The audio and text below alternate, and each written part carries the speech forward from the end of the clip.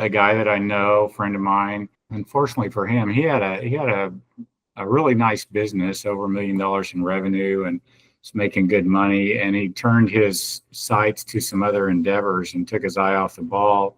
And he called me last January and he was like, "Hey man, all my inspectors quit and started their own businesses, and I have nobody to do inspections. What do I do?"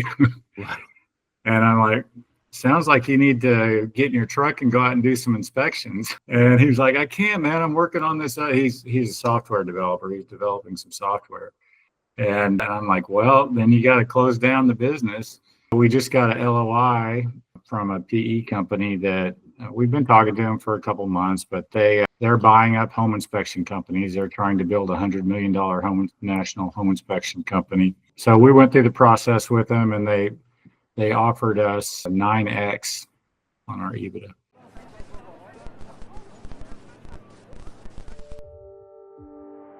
In 1998, I was a country club manager, was my first career. And I rose pretty quickly. By the age of 27, I was a general manager of a country club with 1,100 members and 6 departments and 120 employees, and didn't really know what I was doing, but got the job done and got kind of burned out on that and talked to my dad. By then, I'd grown up in the construction business. My dad had then started a home inspection company and had a pest control license to go along with it. So I moved to Dallas from Monroe, Louisiana with my family in 1998 and we started a pest control business together. And I worked with my dad for 10 years, and we had some successes, but mainly we really didn't see eye to eye on a lot of things. And I decided to leave the business and start my own company in 2009. Struggled first couple of years and then started getting some stride. And by 2013, we were ready to start putting on employees and hiring people. And we hired 2 people in 2014, hired an assistant in 2013, we hired 2 inspectors in 2014. And that year we did about $500,000 in business. And then fast forward to 2021, we did right at 10 million. So in 7 years, we went from $500,000 to 10 million in annual revenue. Wow.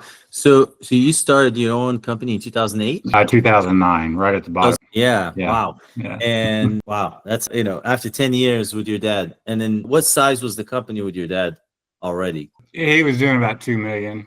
Okay. Got it. Yeah. And so you left, and then, at the bottom, you grinded through that 2009, 2010, I think it didn't really pick up until probably like 13. Yeah, man. In 2009, I was working part-time at Home Depot to make ends meet.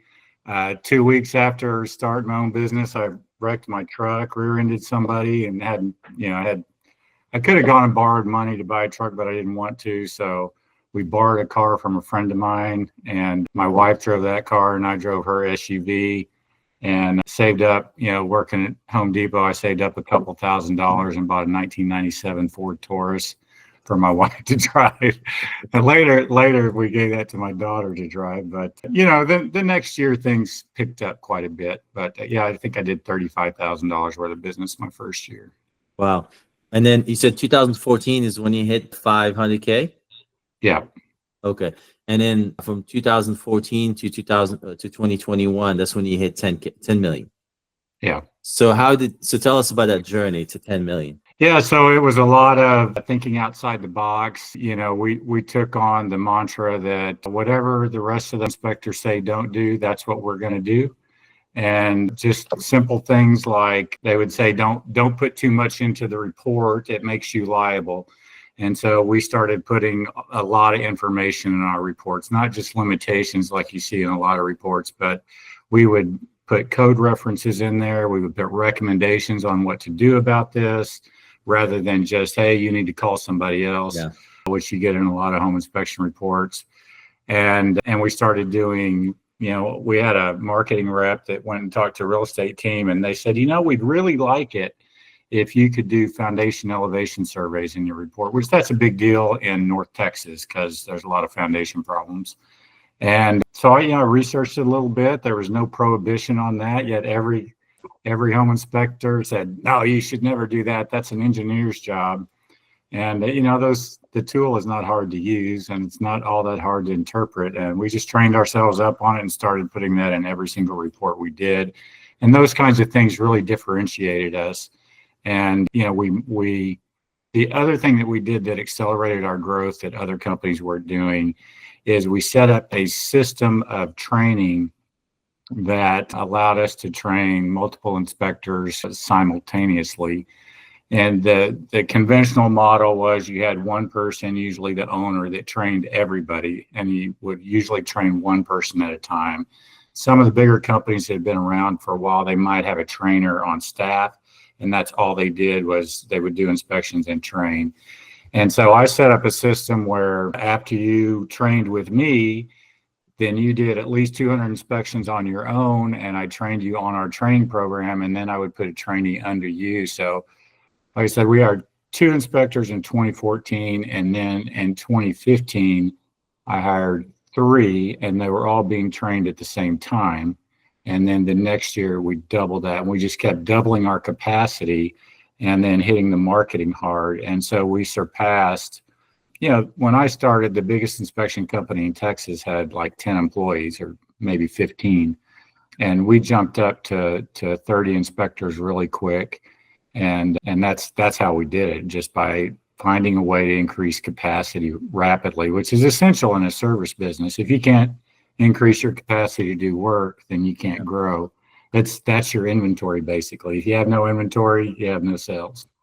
Yeah, that's incredible. So let's go back in terms of like a client acquisition. What was your strategy to grow on the client side? Yeah, with realtor relationships. So we hired marketing people to go out and develop relationships with realtors. We paid them a base salary plus a car allowance and a commission on the inspections brought in by the realtors that they brought in. So, realtors can refer multiple clients during the year, and especially if you get the bigger teams, they'll refer, as many as 50, 60 clients in a year. And so we really focused on that. And I think that, again, the compensation plan helped to drive that. If you brought in a realtor the first time that they ordered an inspection, you got paid a little higher commission, and then you got paid a residual on every inspection that they sent to us after that. So you had that incentive to help maintain that relationship.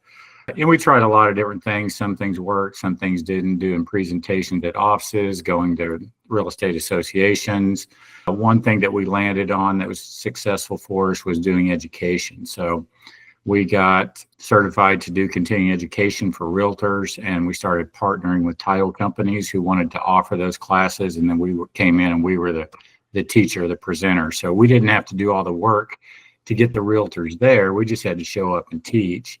And so I did a lot of teaching. What were you teaching? Just like 1-hour classes on introducing realtors to the basics of home inspections, what's included, what's not included, basics of septic systems, what they need to look out for, basics of foundation elevation surveys, foundation inspections, things related to the home inspection.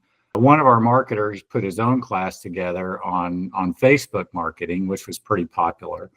And then my wife did a class on creating vision boards. And so her month, like November, December, January, was full of vision board classes. Wow. And these were all essentially included in the continuous education process to get their points for their license?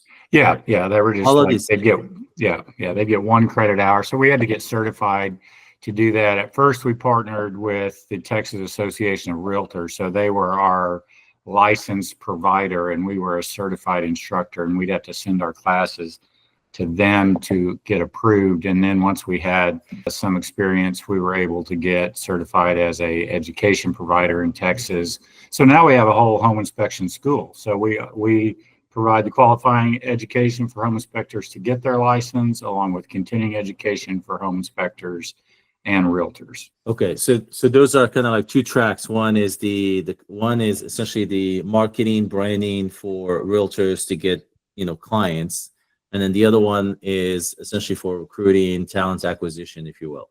Right. Yes. And so on the client side, how many salespeople did you when what was kind of like your formula in terms of like how many salespeople I need to generate X number of revenue? Yeah, so we have at that time, or at one time, we focused on 4 counties in the Dallas-Fort Worth area, and we had one sales rep for each county. So they had territories, and they got paid for revenues in those territories.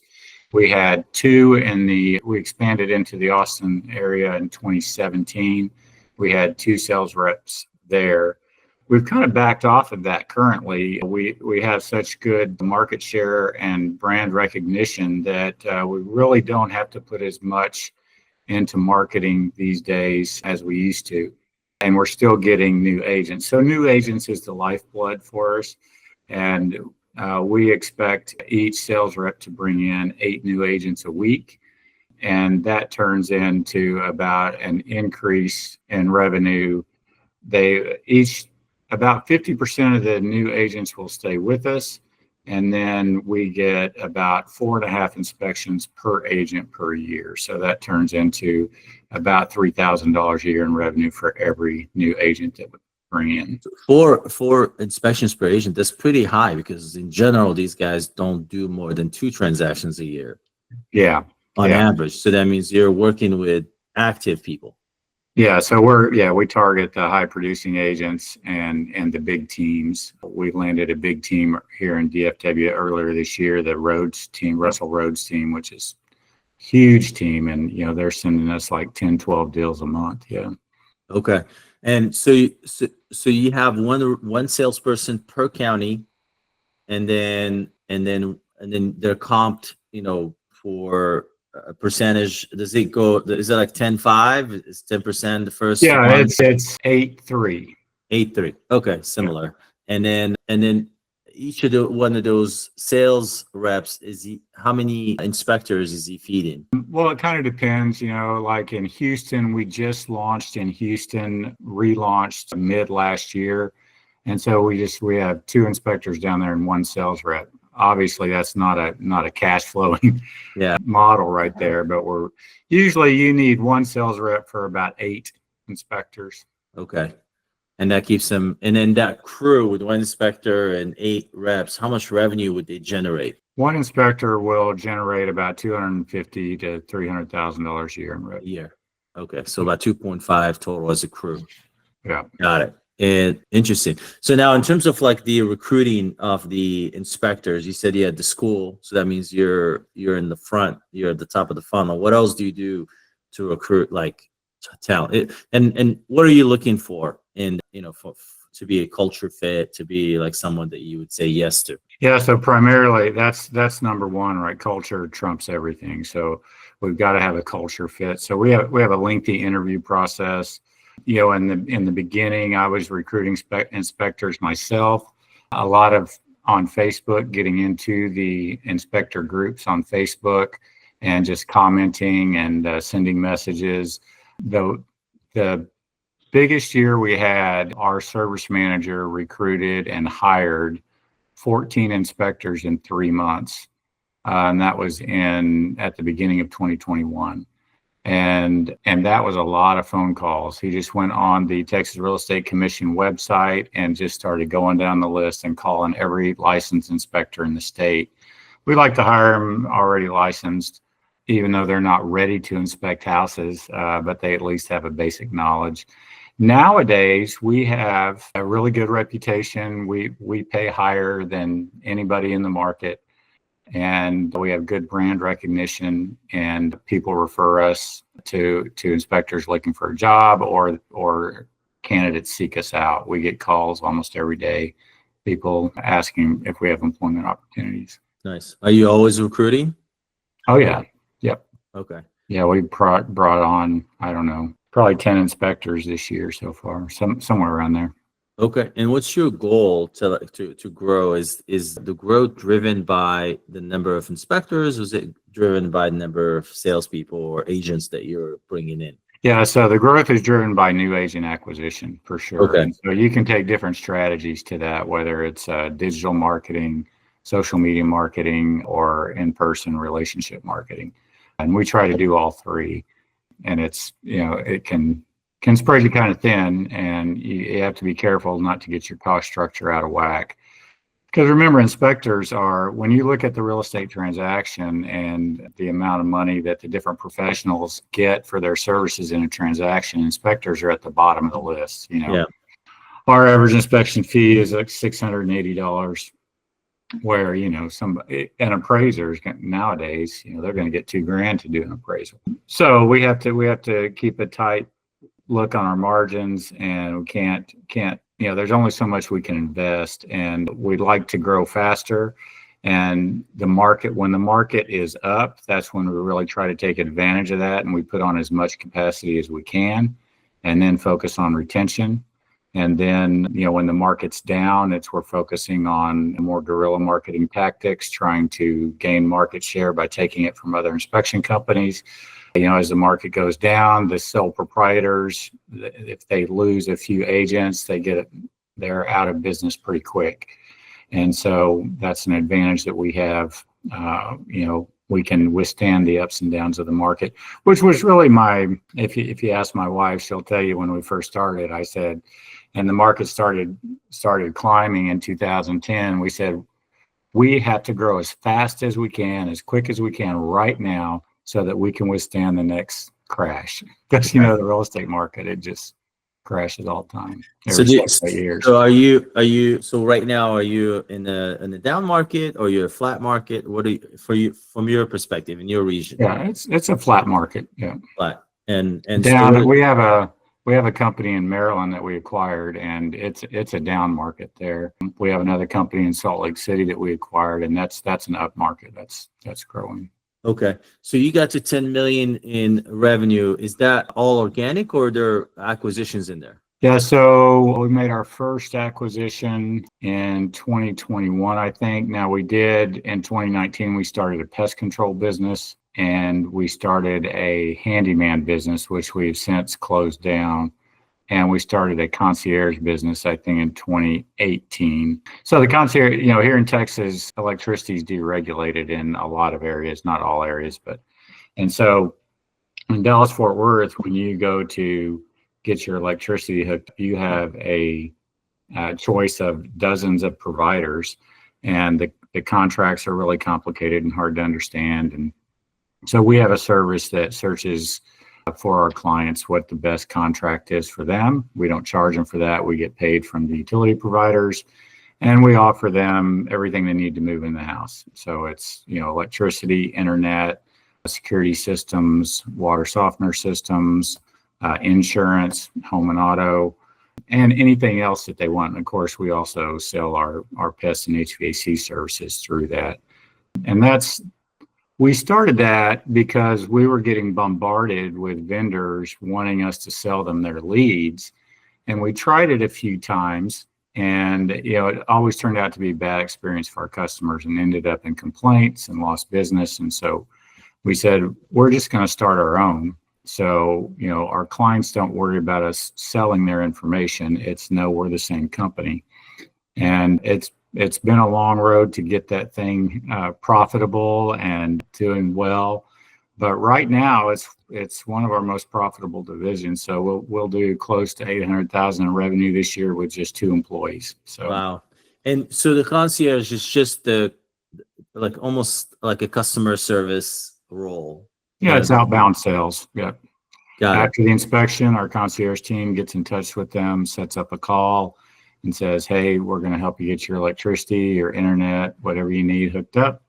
And by the way, we can also help you with security systems and insurance, pest control, HVAC. And those services, are you getting them through a third party, or your team is doing it as well? So we do the pest and HVAC, and I hold the insurance license, but we use a partner to quote those. And then everything else is through we have a partnership with a company that we utilize their software to identify the best contracts for that client, and we sell it, and they do all the back end work. Makes sense. Okay. Yeah. Because 2 people. Yeah. That's cool. And so what is your conversion from the clients, from the inspector? So this is from the inspection deal flow, or the inspection funnel. So what's the conversion to that concierge? It's, I believe, 30%. Yeah, yeah. That's great. Because there are a lot of different businesses that it can be tagged on to that as you're growing the portfolio of other home services. Yeah, I mean, that's the play that everybody keeps talking about. Some people are capitalizing on, but it's the data play. Yeah. And, the thing about home inspection businesses compared to like a real estate agent, like you said, one real estate agent might do 2 to 4 Yeah. deals a year, where one home inspector is going to do 400 home inspections a year. So if you get one home inspector feeding you leads, Yeah. that's 400 leads compared to you would need 100 real estate agents Yeah. to get that number of leads. And so that's why people started moving into this space. A lot of home inspectors are very protective of that data. They don't want to be known as the guy that sold somebody's information. Their integrity's on the line, all those kinds of things. It's to me, it's a very overblown. We talk about home inspectors can't give estimates for repairs, and in some states it's illegal for them to do that. And yet the termite guy can come out and do a termite inspection, give an estimate repairs, and do the service, and nobody blinks an eye. Same with the Yeah. HVAC guy. So Yeah. it's like I really don't understand the thinking around that. I know they're trying to maintain a unbiased third party look at the house, but if you've got somebody who's you can trust with a track record, it should be okay. But it's not everywhere. And of course, our inspectors don't do cost estimates, but our company does offer them. So we keep the inspector out of the loop, and we have other team members that can step in and help Make clients. an intro. That makes sense. Because the privacy piece is kind of makes no sense because the information is already there. The minute you acquire a house, you have your information in the title registry, and it's accessible, it's public, all the phone numbers, all the emails, everything is already available. So in terms of acquisition, so tell me a little bit about the first inspection company that you bought. Yeah, so that was the first one we bought. Came about. We set out in 2022 on an aggressive growth plan to expand into 10 cities in 2022, and we were going to do organic expansion. It turned out to be not so great a plan. We spent a lot of money, and the market started crashing in like September of 2022, and we ended up pulling out of most of those markets. But during that time, my son, who was working for us, was making recruiting phone calls to the cities that we were looking at. And he called an inspector in Las Vegas, and he said, I'm ready to retire. Are you guys interested in buying an inspection company? And so we talked to him, and several months back and forth, we went out and visited him, and we ended up buying the company. It hasn't been a great deal. The Las Vegas market has not been good, but we're hanging on there. We're still doing inspections out there. We've about got the owner paid off. I think we owe him like $20,000, but we about got him paid off. And the biggest thing I guess that we learned through that first acquisition is that small companies are high risk. Yes. Amen. That's what I keep saying. So tell me, and then also Vegas is a tough market. Real estate wise, Vegas is the first one that gets hit the hardest. So tell me a little bit about what was the size? What was the revenue of that company? Like 400,000. Okay. And what was it netting? Netting about 80,000 after Okay. the owner took out, seller's discretionary income, cash flow. Okay. So it was 80. So the SDA was 80,000 or more? Yeah. 80. Yeah. 80. Okay. Got it. And then how much did you pay for it? 200. 200. Okay. Yeah. About two. I overpaid for it. Okay. But it was a seller finance deal, and I put a lot of incentives on the back end where if we were hitting certain sales goals after the second year, he would continue to earn so much per inspection above the minimum amount. And so he had pretty good incentive to stay on and sell. Yeah, and he's still doing inspections now. So. Okay. And how many inspectors does he have? 3 in Las Vegas. Got it. Okay. And so did the revenue dip? The revenue dipped. Oh yeah. How much? It's like down to 100,000 now. The revenue. Yeah. Oh wow. Okay, that's a lot. Yeah. It's not good. Okay. Not What good. happened? Is he like, was Well, he? we couldn't. We've had a hard time keeping in a marketing person. High turnover in the sales rep area. The owner and his wife very quickly after we took over and we started making changes. We moved too fast on a lot of the changes that we made. And so they began to resist that, even to the point, making statements to our real estate partners there. Hey, I don't know what this company is doing, Oh, kind of wow. thing. Yeah. And so we didn't get off to a great start, and just the market and the turnover and not having really good support from the owner really hurt us there. Did And he just have trying to find people there just has been difficult. did he have salespeople before, or it was just him No, doing no, all it the was just sales? him and Okay, his wife and two other inspectors. Yeah. that makes sense. Okay, so he was not set up for like a salesperson, and then the changes you made, what change? What were they? Well, like we changed the software that they were using almost right away. We Okay, changed the name of the company right away. okay, And so okay. those were some of the things that they were So very resistant to. everything we say not to do, you just did. Right. Okay, all right, that's good. All right, the first, so you said all seller financed, 100%. Yes. Yeah. Well, Okay, I gave them like 50,000 down and then so much per inspection. Yeah. got it. Oh, okay. So it's so much per inspection. It wasn't a fixed amount. Right. Yeah. So you're four. So you didn't really lose There's some 400K. minimums during the first 2 years. Okay. And then after that, it's just so much per inspection. Yeah. Got it. Got it. Okay. But it's still going. Is he still working? He's still working some. Yeah.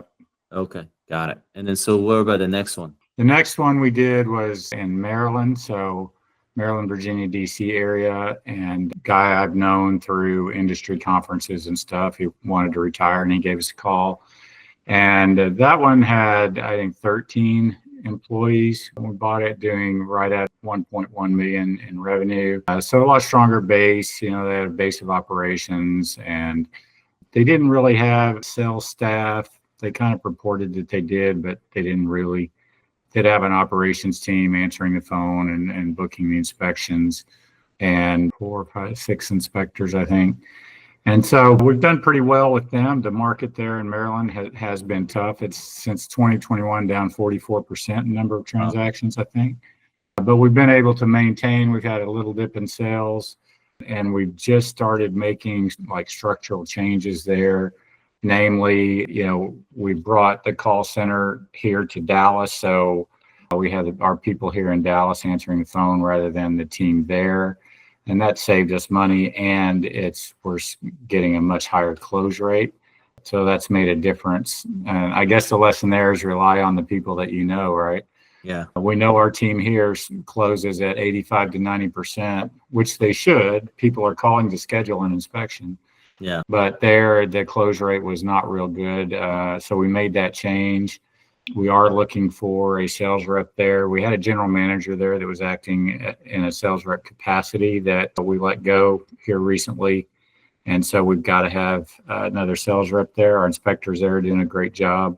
We have like 25% market share in one of our main counties, 20% in another, and 15% in the other. So those are our 3 main counties there.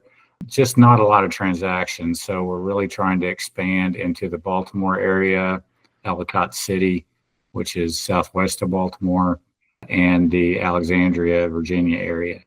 Much bigger markets, a lot more transactions. So that's our goal right now. And they're doing, you said 1.1 with 6 inspectors? Yeah. Yeah. Okay. All right. So there's probably a little bit more capacity in there to do more, right? Yes, there is. Yeah. Okay. Got it. And that one was kind of similar structure, seller financing. Yeah, he wanted totally out. So the owner did. He's like, I don't want anything to do with the business. He wanted a stock sale rather than an asset sale. And we were able to structure it away with some tail coverage and stuff like that and go ahead and do the stock purchase. But you gotta watch these owners. He didn't. We went and interviewed everybody on the team before we came to an agreement, and he just kept telling them, "Oh, these guys are just here to consult. They're just here to help us grow." And like it wasn't until the day we closed that he told the team he sold the business. And we showed up and they were like all just in a tizzy. But anyway, we were able to get everybody on the same page pretty quickly. Well, it's not uncommon for that to happen because they're afraid that, the people are going to leave or before they meet you. So it's not uncommon, but also their reaction is not uncommon either. Right. So Yeah, I'm a big proponent of just full transparency throughout the whole process. I'm an open book, and I just think it heads off problems so many ways. Yeah. But a lot of people are driven by that fear, Yeah. afraid to say anything, and I just think it's a negative thing to me. If you're afraid to say something, then maybe it's something you shouldn't be doing. Yeah. Or just the culture is not strong enough that where Right. you have that, connection with people. And did you get an SBA for that one? No, it's all seller finance. I gave them 200,000 down and seller finance the rest. Over how long? 5 years. 5 years. Okay. And it's straight seller financing or is it an earn-out? No, straight seller financing. Okay. That's pretty good. And so he completely Well, left. I had him leave 100,000 in the bank as kind of a holdback Working to capital. working capital and any kind of transitionary expenses and things that we had. Okay. Any surprises afterward? No, I mean we now it's 3 years later. We've pretty much turned over the whole team except for 2 people. Oh. And again, it's a tough employment market. Just trying to find people is tough that fit our culture and can do the job. And I think that's true most places. We don't have that much problem in Texas, it seems like, but And did you change the brand there too? we did not. We left the brand.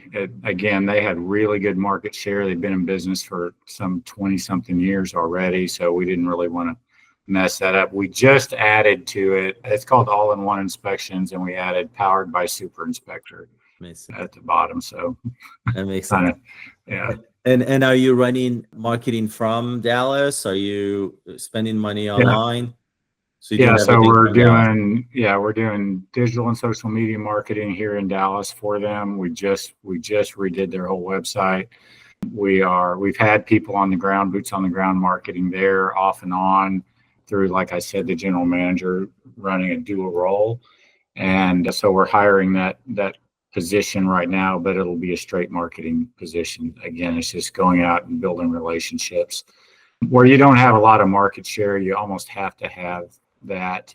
The digital marketing and social media marketing is starting to perform at a pretty high level.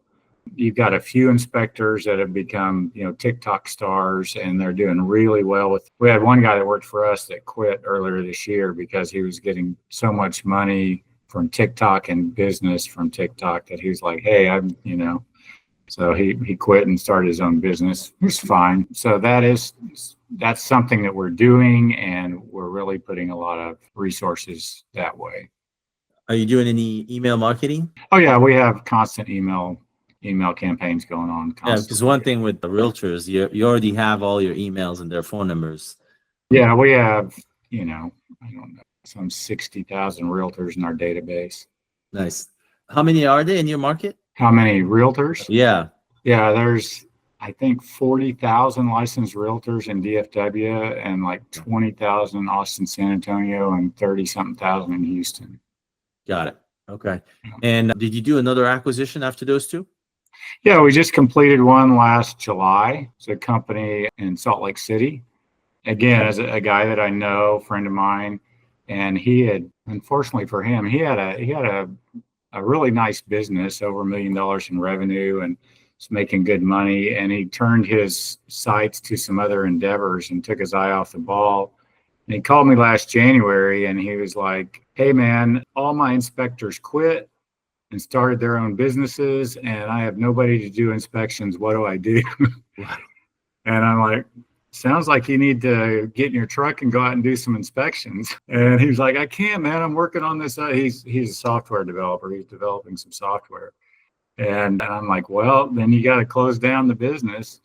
He was, asking me if I was interested. I said, I'll tell you what, I will help you for a little while and see what kind of traction you can get, and then we'll talk.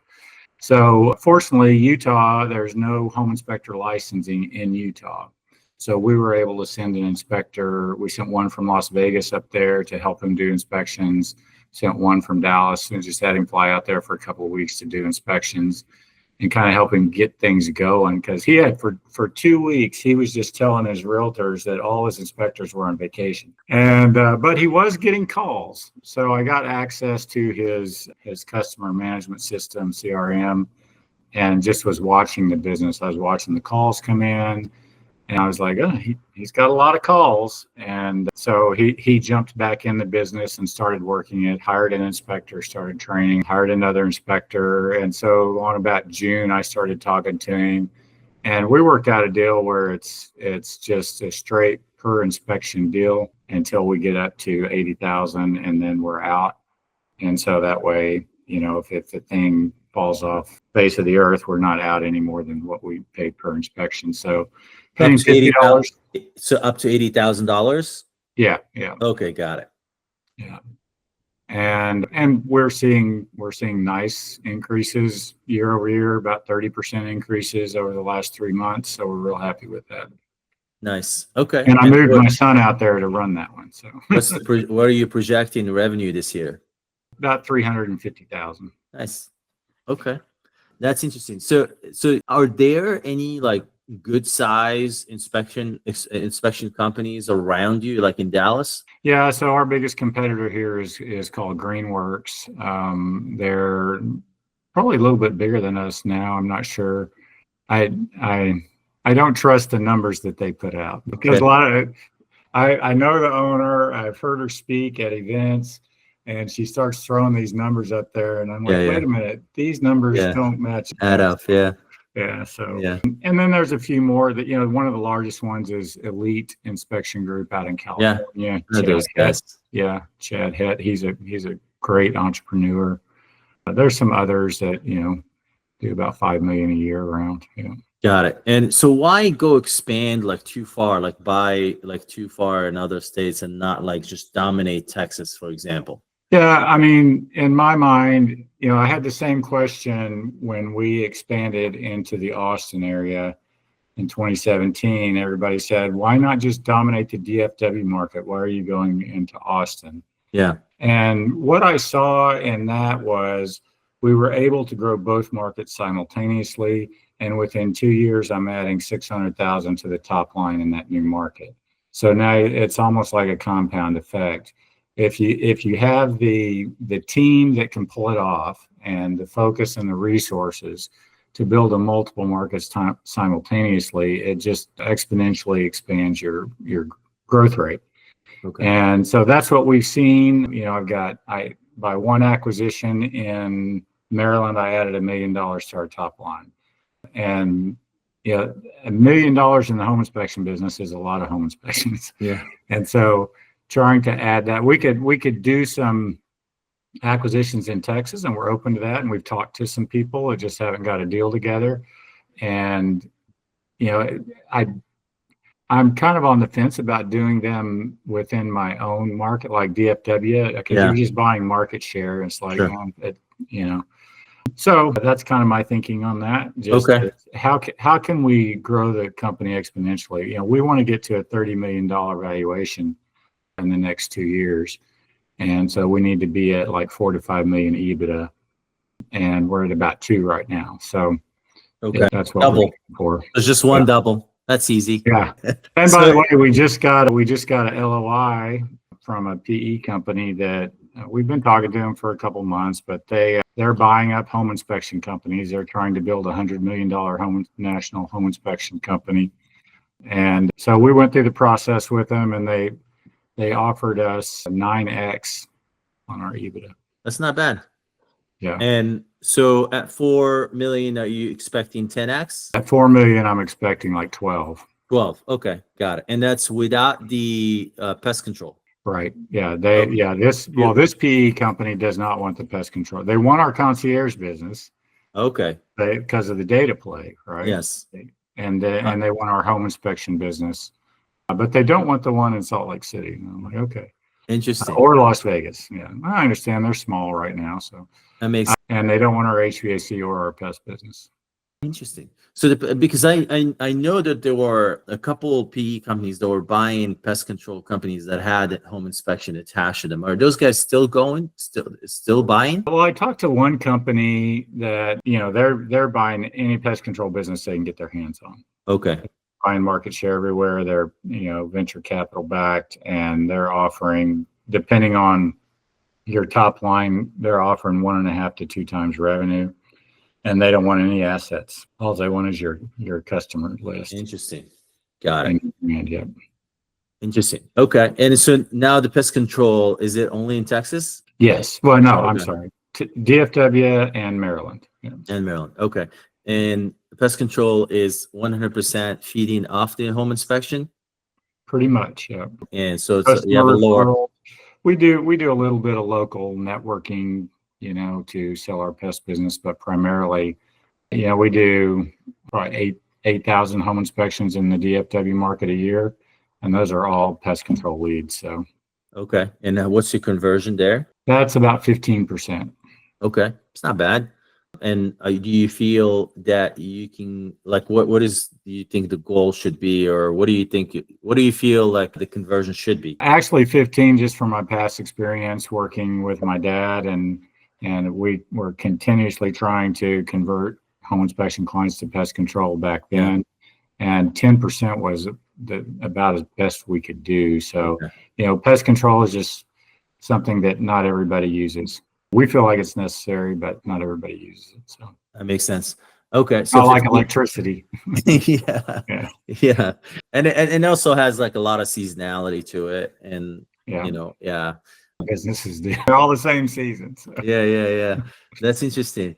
Okay. So are you like, why not go and acquire other pest control companies in your region? We could do that. It's just right now, especially, and I've talked to a couple, we're stretched real thin right now. So we've got to get, we started our HVAC company in 2023, and we're still focused on building that. We'll do close to $1 million this year in HVAC business. The pest control company, we're still building that. We put on a lot of new customers this year. It's been good. And then we've got these markets, these remote markets that we're trying to make sure that they're on stable footing, and we just don't have the bandwidth to take on more projects. Yeah, HVAC is that's probably like a little bit of a stretch, because inspection, the pest control with inspection kind of go along much easier. And when you jump into HVAC, that's a completely different like ecosystem. Then you go into plumbing, electrical, that's a whole other kind of like genre of home services. Well, we've actually tied it to our home inspection business. So we offer to our home inspection clients to have a licensed tech come out and do the HVAC inspection during the home inspection. And we charge an additional $250 for that. Okay. And we have so many slots available every week, and we sell them out. Really? Okay. Yeah. How many HVAC technicians do you have? 3. Okay. And they're focused on the inspection, or are they actually doing the repairs, installs? Yeah, we're doing repairs. For most installs, we use a subcontractor. Okay. Some we do on our own, just depending, but most we hire subcontractors. So we're bringing on service contracts where we come out and service a unit every 6 months, and then we're doing repairs. So repairs and maintenance primarily, and then subbing out the installs. Got it. So between all 3 businesses, which one do you want to, like, are you more excited to grow more? Well, right now it's the home inspection, just because there's an appetite for all of them. It's what we know. It's what we're good at. I know pest control really well. I ran my dad's pest control business for 10 years. I wasn't excited about getting back into the pest control business. I was just like, I'm not spraying any more houses. I did that for 10 years. But, I was able to bring on a friend who was willing to help with the business. If I could get that thing to 2 million, that would be really exciting. And top line. Got it. Yeah, 2 million in top line would equate to, we could sell that for 3 to 4 million pretty easy. Nice. Okay. And so your goal is to eventually exit at some point from, both the inspection and pest control. Yeah, and the HVAC. Yeah. Okay. Got it. Of the three businesses, which one has the higher margin? The home inspection. Okay. So we're And like which 20% margins there. Pest control has about a 10% margin. Now HVAC could get to higher margins, but at the volume we're at, it's pretty low right now. Got it. And then which one is easier to scale? They're all service businesses are tough to scale. And thus you start doing acquisitions in order to scale. Yeah. I think I didn't mention the concierge business, which has the most margin, but we're only providing that service to our clients. If we invested some money in that and started expanding outside of our own client base, that one could scale much more quickly, I think, because we don't have to have service techs in the field. We can do everything from right here. How big it could scale, it does really well in the Texas markets, the major Texas markets, because of the deregulation of energy. Yeah. It doesn't do well in other markets where there's no deregulation. Yeah. And so that one could scale statewide pretty quickly. I mean, we already do it statewide, but just for our clients. Got it. So yeah, I like the home inspection business because the employees are professionally licensed and they, even though pest and HVAC guys have licenses, the candidates that we get through there are not on the same professional level as home inspectors. We have very low turnover. We have no problem with, cussing out clients or, throwing a tantrum. They're all very professional. And it's basically a cash business. We get paid when we book the inspection. And so I think that one I would say is probably the easiest to scale for some of those reasons. You just have for lack of a better term, a better quality of person that you're attracting as a service technician in the home inspection business. That makes sense. You guys, please feel free to ask any questions you have. If you were to kind of advise anyone who's buying a home inspection company, what would you tell them? What should they look for? How should they think about the business? Yeah, so number one, you got to have a good market. So, what's for NFL markets, right? If there's an NFL team there, it's probably a big enough market for you to operate in. Buying into a small market is going to be tough. There's just not a lot of transactions. So you're looking at what are the number of transactions. So like in Dallas-Fort Worth, we have close to 100,000 transactions, real estate transactions a year. 35,000 in Austin, 35,000. You don't want to go into a market where there's, like a friend of mine tried to expand his business into Wichita Falls, Texas. They have 300 real estate transactions a year. I'm like, what are you doing? It's like you can't do anything there. Yeah. So the size of the market is big. What's the current market share for the company you're looking at?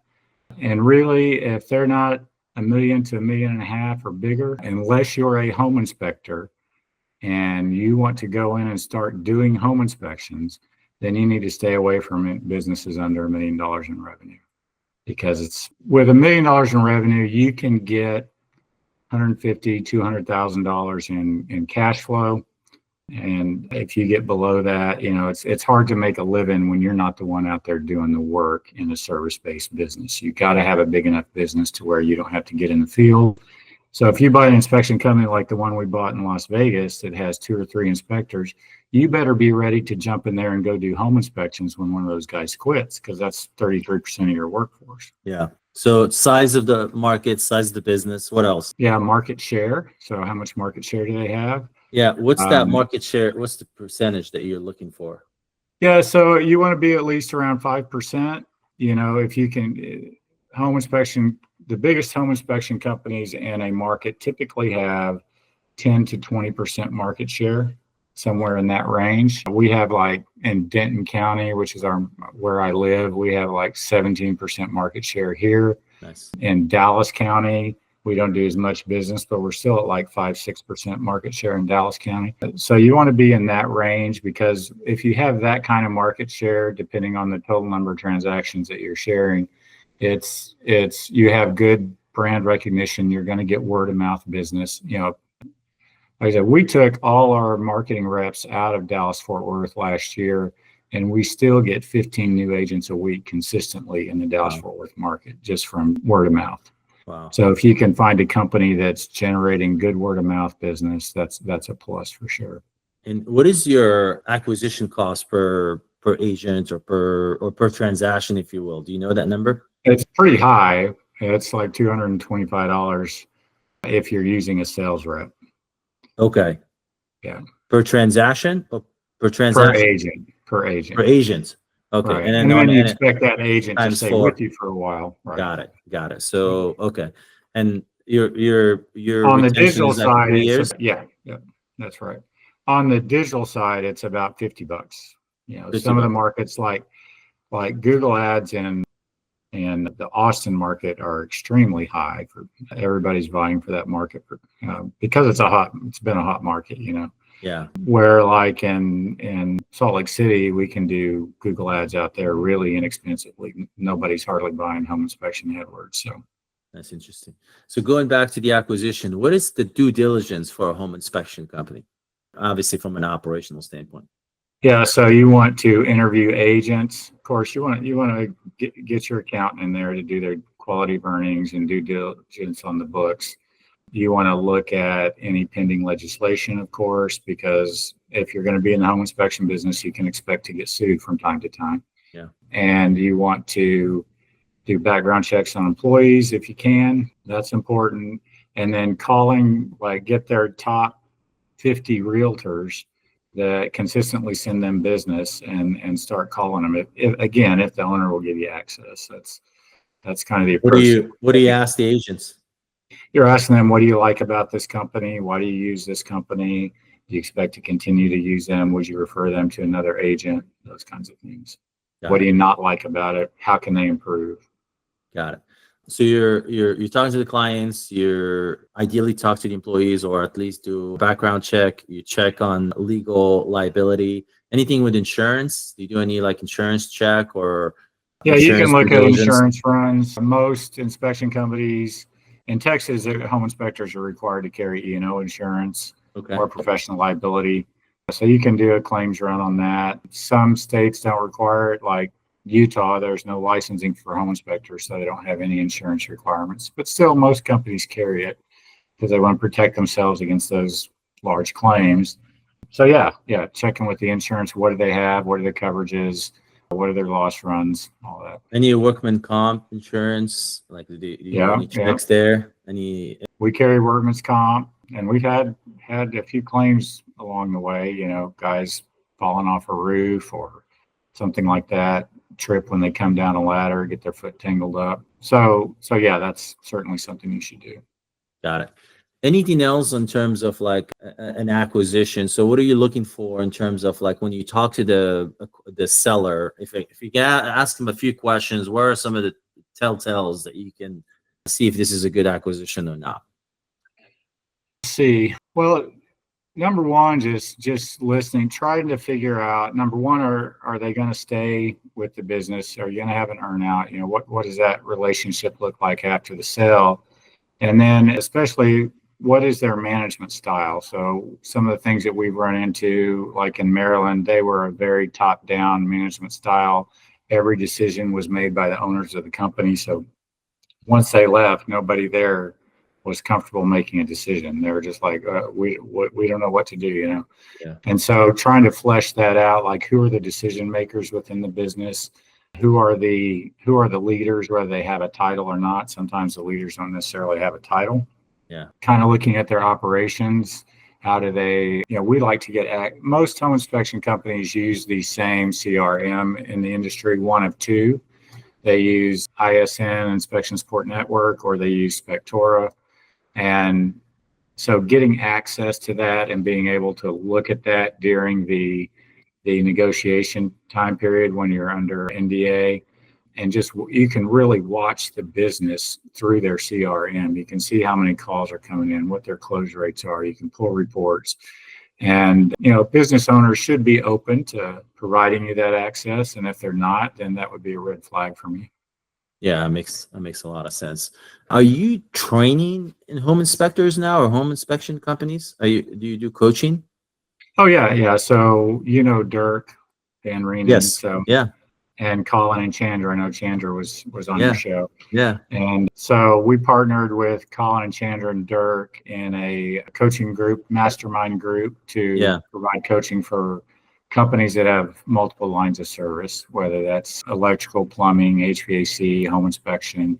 We have a guy in there with a pool service. And so we just started that in February, I think, was our first event, a recruiting event. We have 15 or 16 companies, I think, that are members. Nice. And trying to build that business. I've got another couple of guys that I've met along the way that have called me and asked me to do some coaching with them that I do for free, and just meet with them every couple of weeks online and offer whatever advice it is. That's awesome. Blake, I really appreciate it. I appreciate your time. I appreciate sharing with us all the insights. I know just from experience, having owned a real estate company, I know how home inspectors do a great job marketing and selling into the real estate community. And it's a captured audience. You already know how many of them are in your market. You already know their phone numbers and emails. Right. I never understood why other home services didn't do as good of a job as home inspectors did. And not all of them do. Don't get me wrong, but well, the affiliates there, the title agencies, Yes. the mortgage companies, yes, we have a survey company here that has boots on the ground marketing going, talking to agents all the time. So yes, yeah, it's a great channel. Agents are already talking to your clients, so might as well build a relationship, build a connection. I also think the home security business is a great add-on for your concierge or and for your business. So one of the highest paid commission products that we offer in our concierge, besides security, is water softener systems. Oh yes, we sell those like crazy, and the company that does that service pays us a nice commission on those. That's awesome. Those are great as well. Yes, you're right. Cool. Well, thank you, Blake. I appreciate it. Thank you, Jay, for having me on.